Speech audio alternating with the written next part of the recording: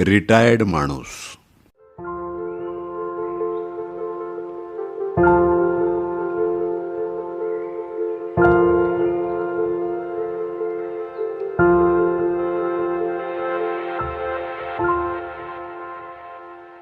जगात सर्वात लक्ष न देण्याजोगा प्राणी म्हणजे रिटायर्ड माणूस. असं कोण म्हणतंय? पु ल देशपांडे. ते लिहितात, रिटायर्ड भावांनो आणि सहकाऱ्यांनो, जगात सर्वात लक्ष न देण्याजोगा प्राणी म्हणजे रिटायर्ड माणूस आहे.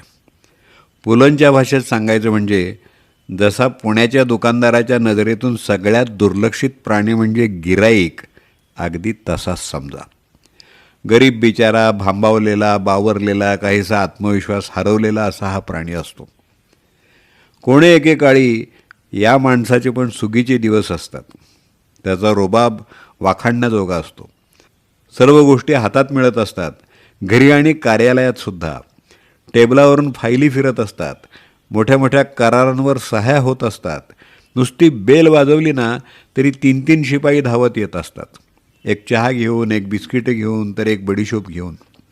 हा हा हा, काय त्या शिपायाच्या चेहऱ्यावर भाव असतो. साहेब हे फक्त आपल्यासाठीच.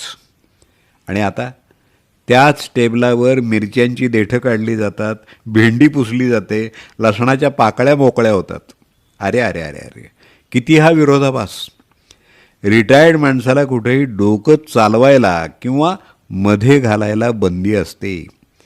कधीकधी तर मला असं वाटतं की रिटायर्ड माणूस त्याचं डोकं फक्त उशीवर टेकवायलाच वापरत असावा.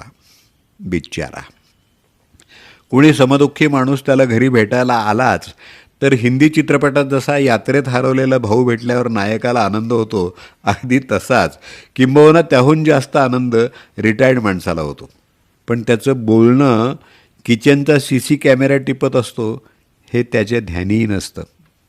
आपल्या सुगीच्या दिवसात हा माणूस कट्ट्यावर मित्रांसमवेत हास्यविनोद करत असतो. मधून नेत्र व्यायामही सुरू असतो. पण आता तोच बिचारा मंदिराच्या कट्ट्यावर किंवा वाचनालयाच्या ओट्यावर विसावलेला असतो.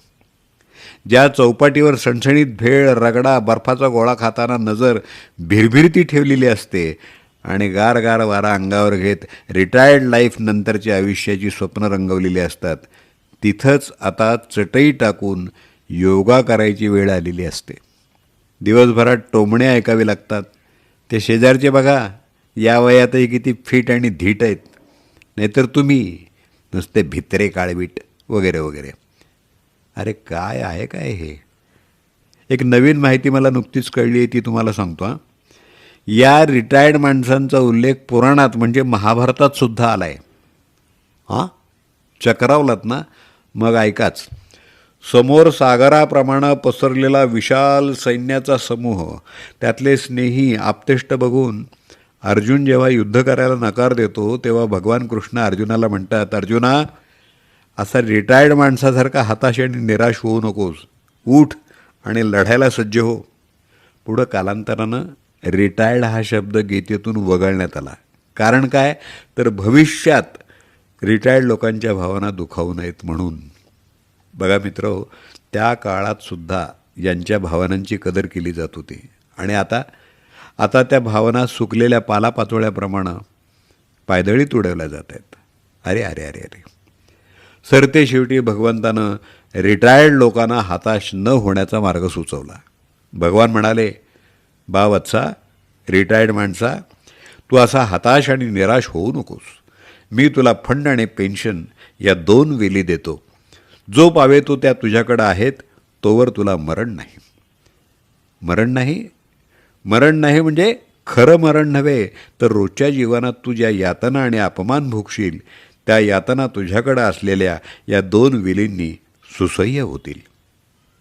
फंड व पेन्शन जो पावे तो तुझ्याकडं आहेत, तोपर्यंत सारे सगळे सोयरे तुझे असतील. उठ वत्सा, उठ आणि उरलेल्या आयुष्याच्या संग्रामाला तयार हो. खाडकन जाग आले आणि भानावर आलो आणि माझ्या त्या 2 वेली जागेवर आहेत की नाही हे बघण्यासाठी अंथरुणातून बाहेर पडलो.